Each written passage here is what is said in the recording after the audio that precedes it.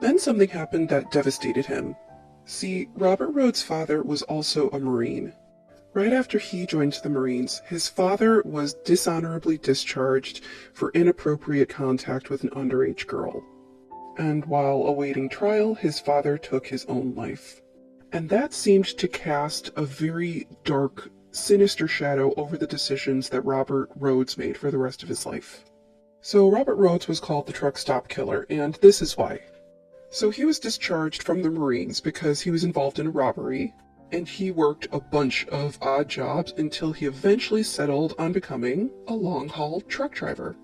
He'd make a lot of long cross-country trips and was known to pick up hitchhikers, but specifically targeted runaways, especially if they were teenage girls. His first known victims were a couple on their honeymoon. The couple was 28-year-old Douglas Siskowski and his wife Patricia Walsh, who was 24. He picked them up as hitchhikers. They were a young Christian couple just trying to hitch a ride back to their hometown. Robert Rhodes promptly shot and killed the husband and disposed of his body on the side of the highway, but he kept Patricia alive for a week before he took her life. And that week must have been agonizing for her, because he really relished in torturing women. He kept her captive in his truck and forced himself upon her. Then when he had decided he'd had his fill, he would dump the bodies on the side of the road. And he continued to do this for years.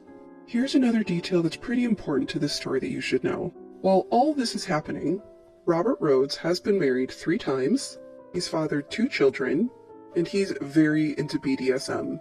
Like, he's obsessed with doing it.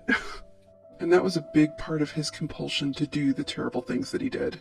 This photo is actually a cropped image of him in a full BDSM outfit. Not sure if I could post it here, but it is on Google. All 3 of his wives say he was violent in the bedroom and seemed to gain pleasure from their discomfort or pain. So let's talk about this picture, because it has one of the most chilling backstories ever. This is Regina K. Walters. She's 14 years old, and just a couple weeks before this photo was taken, she looked like this. Regina and her 18-year-old boyfriend were hitchhiking when they were picked up by Robert Ben Rhodes. But almost immediately after he picked them up, he took her boyfriend's life and dumped him on the side of the road. But he kept Regina alive for 2 weeks and subjected her to unimaginable psychological and physical torment.